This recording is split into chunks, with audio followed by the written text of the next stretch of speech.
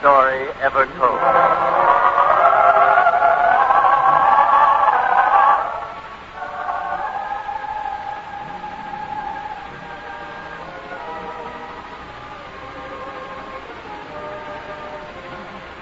Today, we present Blessed Are They That Mourn, a drama based on a teaching contained in the Sermon on the Mount, as set down in the 5th chapter of the Gospel according to St. Matthew.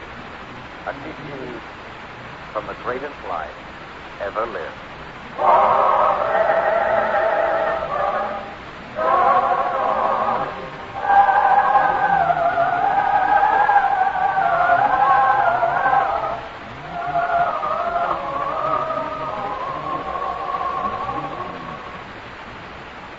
In the town of Arbella in Galilee, Merchant Michael is very highly regarded. People will tell you that he is a man of wealth and position. They will tell you, too, that in the town of Arbella, many people depend upon Michael for their livelihood.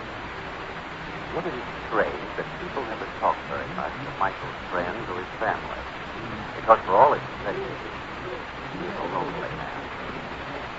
At this moment, in the counting room of his place of business in the market of Arbella, Michael sits at his great table, staring at another man, a younger man who sits across him. For the moment, no word is spoken. There is a sense of many days in the room. As we watch them, we would think these men are strangers to one another. Yet in fact, they are actually father and son. For the younger man is Michael's son, Abel. And now, Abel waits until Michael himself breaks beneath the silence of the question. Well, Abel, you asked to see me, and I've granted the permission. What is it you wish? Am I not allowed to inquire after your health? Do I know how you are? All the time. If you were so much interested in my health and welfare, you would not have done what you did. Father, we've been over that many times. And you've never admitted your mistake. And I call it a mistake to have married a woman I love. A woman who's been a good wife to me, who loves me. I should be disloyal to her to say it was a mistake. You could not risk disloyalty to her, but you could be disloyal to your own father, flouting my word, marrying against my will, and to a woman of such poor station in life. You can think for all that before. It does no good. Oh, yes, I know. I did what I felt was right for me. For that part, I'm not sorry. I'm sorry about this one thing only. You've never seen fit to forgive me. So the need for forgiveness brought you here. Share the fact. But I will tell you what brought me here. I would like to meet you. I will not see that woman. It's not my wife.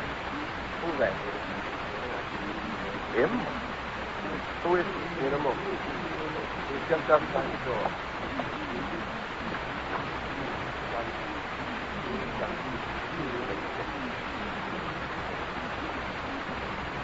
A Dr. Lincoln. Your son, Abe? Your grandson.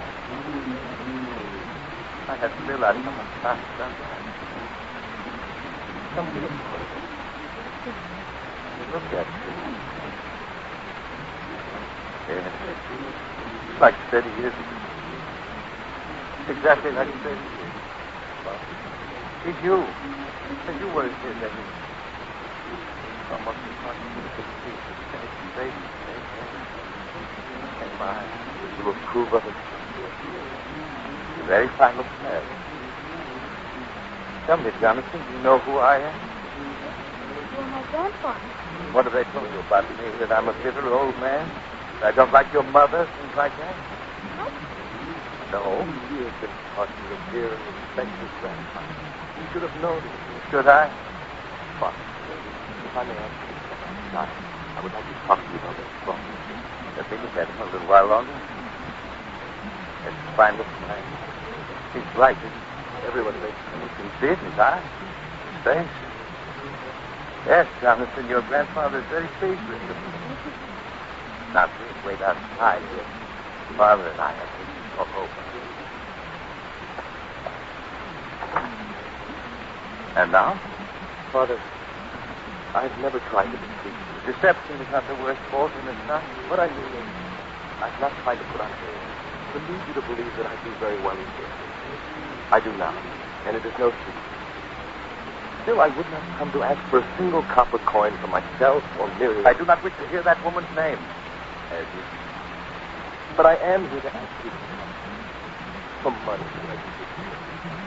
You yourself said he seemed a bright boy, and he is. It would be a shame if he were denied an education because of me and what I did, wouldn't it? Father, have you nothing to say? Haven't you heard what I said? Every word? I've been thinking. Shall I tell you what went through my mind? The boy. He looked so much like you when you were his age. As though I would have a second chance to bring you up. Make him the kind of son I expected in you. Father, you don't understand. It's only money for his education that I see. Then you're the one who does not understand. Yes, I don't. The boy shall have the finest education. The finest of everything. Oh, Father, I don't know how to thank you enough. As long as he lives in this household. You don't understand. I've tried to make it clear. Give the boy to me and you'll have the best of everything. Give him up to you. What of Miriam? What of me? He's our son. We love him. You heard my offer. Give the boy to me and he shall have everything the boy could want. But unless you let me have this child, I want nothing at all to do with him. I never say anything I do not mean. You should know that by now. Yes, I suppose I should. Well? I'm sorry, Father. I would rather the boy went without an education than without a mother's father. He could not do what you want. You will rob him of a great deal. And I'll love him. We will never give up the boy. In that case, Abel, there is no more to say. Good day. Good day, Father. God. If you should ever change your mind, remember that my offer stands. Give the boy to me. He wants for nothing. My refusal stands too. We would never give him up. You'll be sorry for this, Abel. I want you.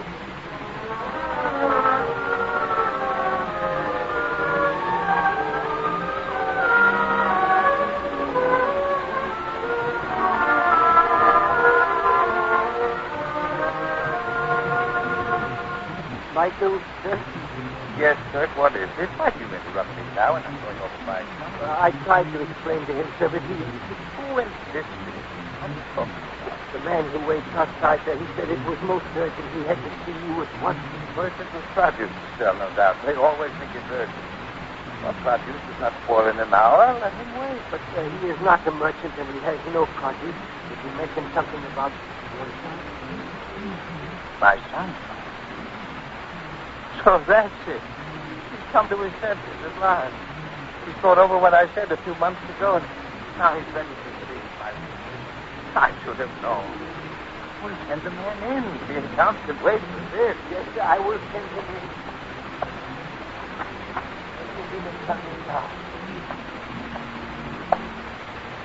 Well, I understand you come with word from my son Abel. I do. So he gives an advice to send an intermediary. Intermediary. Believe me, if he hadn't been so stubborn the last time he was here, he would not have to be sending strangers now to plead on his behalf. I am no stranger to him. A close friend of his, man. We share a great deal, your son and I. So? We leave tonight. The master. From what I've heard of him, he was such a dreamer like myself. I would not laugh at least respectable their entire life. Yes, I've even heard that there are some like that.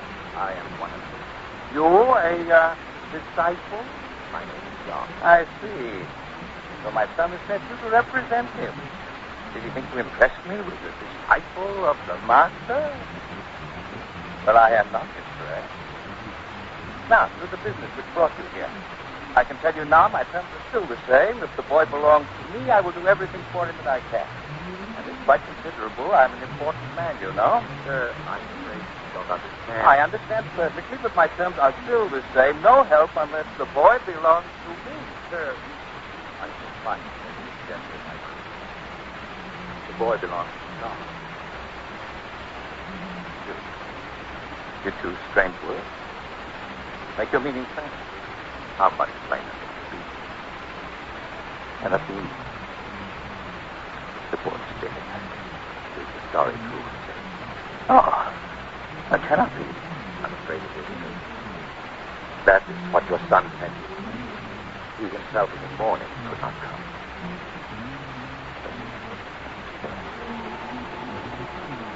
But was a plague. It struck the whole village where they lived.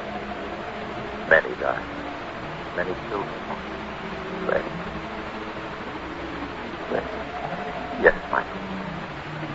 I cannot believe it. Very sorry. But I don't think you'll know it was. You couldn't have wished to serve the Mourn. Yes. Good. I don't want to see you, sir. Come. Let me take you to your home. You would be better off here. Thank you.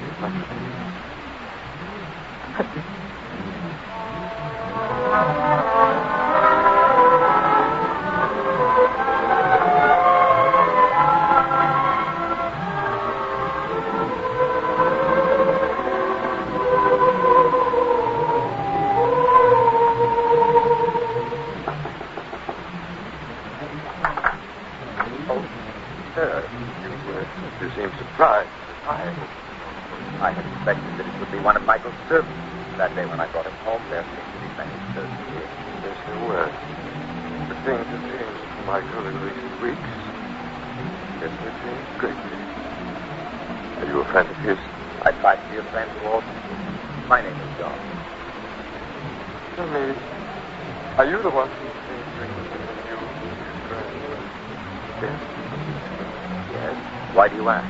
Which is mentioned you several times. I think it help now. There is more trouble. It's an answer that. More trouble. There is something wrong here. There is. Oh, I am Aaron, the town elder. I've appointed myself to do what I can for Michael. Unfortunately, I've not been able to do very much. Then may I? My desperation. I'm hoping that you can. Come in, my friend. Come in. Well, Aaron. Oh, sorry. So, one would not expect the household to remain in mourning for so long past the usual time. There you have struck on the difficulty. Michael is disposal. He still is mourning. After all, That's on the mark of ashes on his father. Ever since that day you brought the news. it is not good for one to grieve so long. It's even worse than you suspected. He's not even left the house since that day. His business enterprises, which supported many people, have been allowed to fall away. Many people suffer because of Michael's grief. I see. I wonder, my friend, could I talk to him? I believe he would see you. Where is he?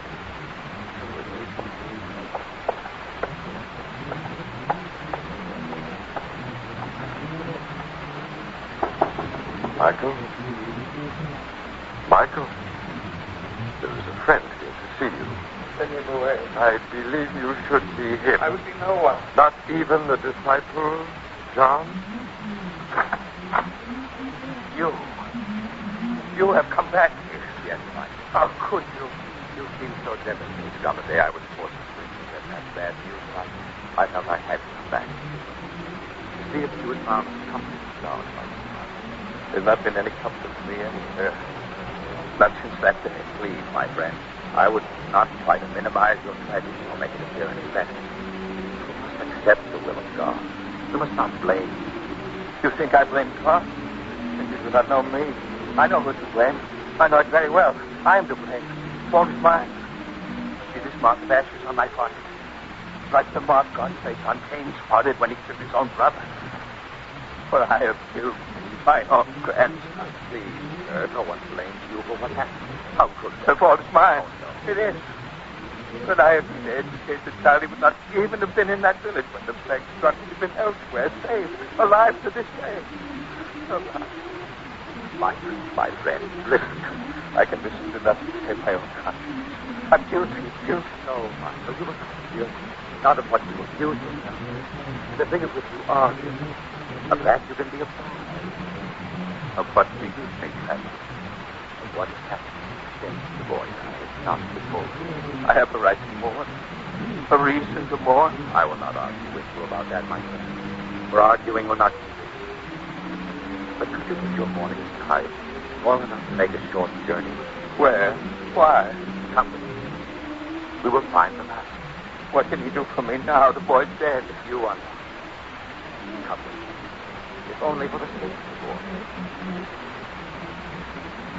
For the sake of the boy? Yes, my friend. For his sake.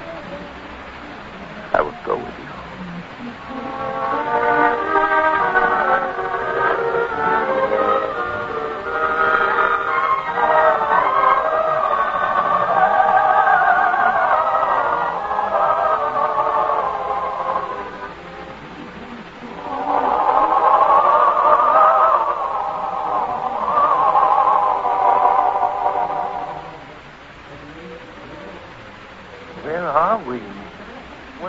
Among all these people. We have come here as they have, near the master. There's so many of them. From all over Galilee they have come to hear him. Very many. They've come here to hear him teach.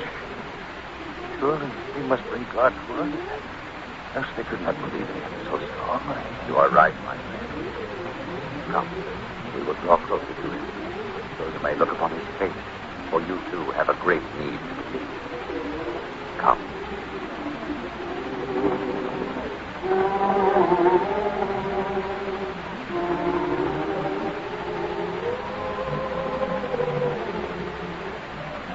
Is this he? Yes, my friend.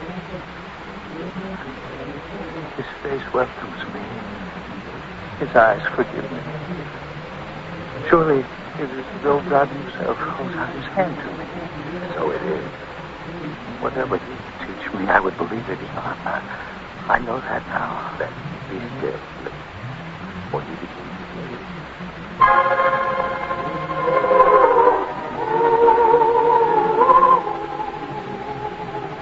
Blessed are the poor in spirit, for theirs is the kingdom of heaven. Blessed are they that mourn, for they shall be comforted. Blessed are the meek, for they shall inherit the earth. Blessed are they which do hunger and thirst after righteousness, for they shall be filled. Blessed are the merciful, for they shall obtain mercy.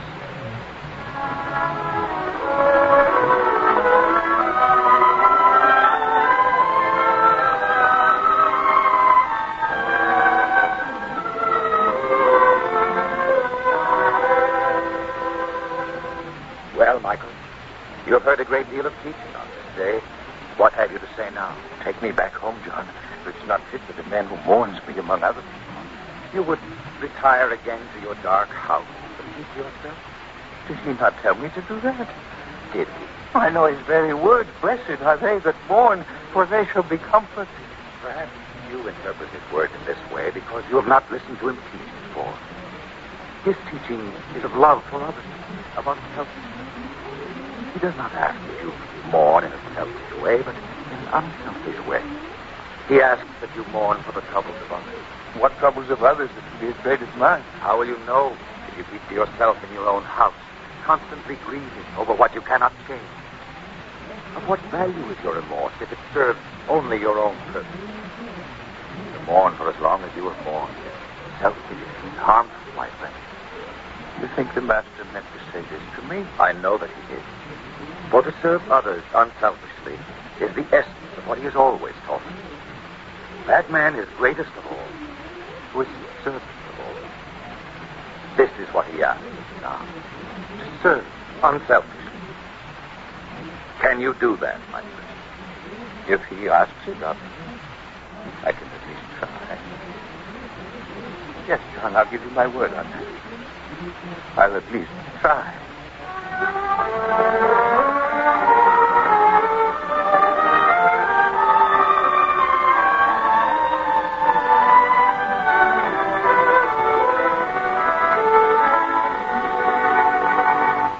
Michael, I've been looking forward to your return to the town. I've been waiting to see you, to talk to you. Yeah, and you've been more than a town elder in this instance.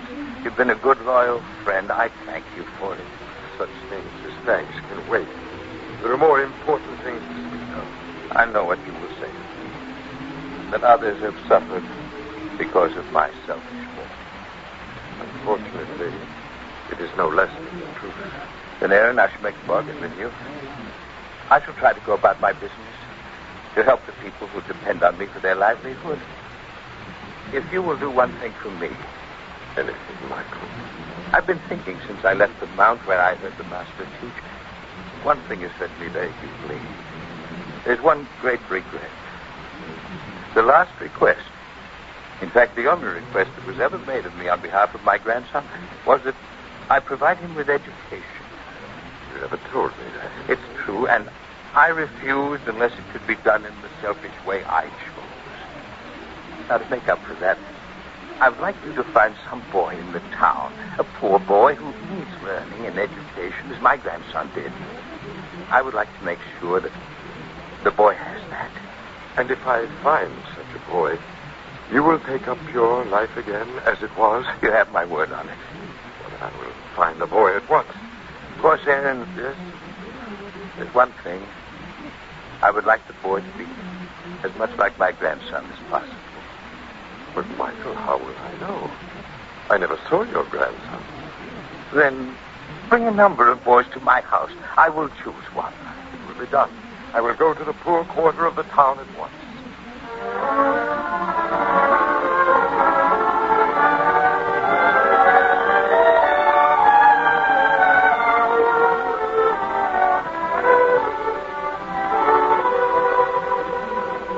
Well, Aaron, have you found some boys so that I can select one? Michael, there are a number of them waiting to see you. I trust one of them will seem to you like your own grandson. Then let me see them. Just outside this door, Michael. Here, Michael. Here they are. Well, does any of them remind you of him? Let me see. You. That's right, you, lad. Come here. Yes, sir. Oh, come, lad. Do not be shy or afraid. I'm not harming you. I'm not afraid, sir. Here, lift up your face. Let me see your eyes. Well, Michael, The eyes, yes. The eyes very much the same. then you think that perhaps you have found him? We must not be hasty in this judgment, eh? For there's another boy there. His hair is almost the same color as my grandson's was. Come here, boy. Here, lad, lift up your face. Let me see. The similarity is strong, eh, Michael? The color of his hair. Something about his face. Yeah. But we must be fair. We must examine the others before I decide. There's a boy who seems almost the same size. I think if I see him walk, I may know. You see, my grandson carried himself well, very well. That boy will walk toward me. Michael, no. Don't ask that boy to walk. And why not? After all, how am I to judge? Oh, I'm sorry. I didn't realize. Yes. That boy is crippled. It would be cruel to ask him to make it conspicuous by walking. Of course, I'm sorry. Yet, you know, there is something about him that reminds me of my grandson. In the way he carries his head erect and courageously. Could be that, yes. You know, Aaron, I can see now it would be very difficult to make a choice. One bears a resemblance to your grandson's eyes, another to his face, another to his bearing, another has the same color hair. It's very confusing. Very confusing. Well, if you would wish to think about it, or if you wish, I could find a few other needy boys in the town, and there's some I could not bring here at this time. No, that would only confuse me all the more. When I looked at the first one, I said, that's he. Then when I looked at the second one, I began to feel that he was the one. So it's been all the others. Then could it be that there is one thing about all these boys that reminds you of your grandson? No two of them are actually alike when you compare them side by side. Yet there is one thing that remains the same. And one thing they all have in common with your grandson. What is that? They're all bright young boys. All worthy of receiving an education.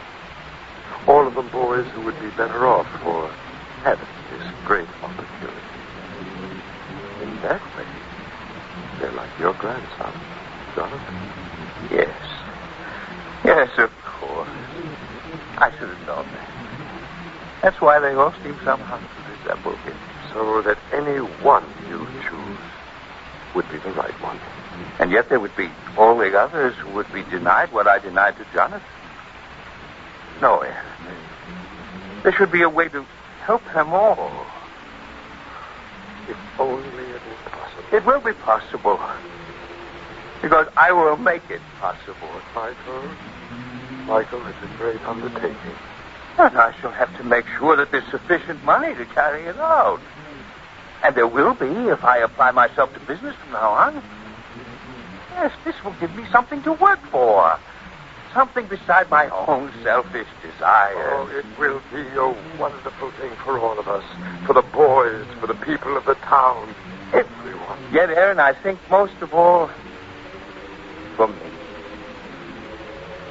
Instead of giving in to blind and destructive remorse for my grandson who can never be given back to me, I shall have many grandsons for whom to work and provide. And Michael, you could even have a son again, too. I doubt if he could ever see his way clear to forgiving. I think he might. Promise me, Michael. Promise me you will at least ask him. And his wife. You're right, Aaron. I'll ask them both to forgive me. And if I try to follow in the way of the Master, all things will grow better with time. For already I see the wisdom of his way. By mourning for the troubles of others, I've found a way out of my own despair. I've begun to be comforted even now, as he promised.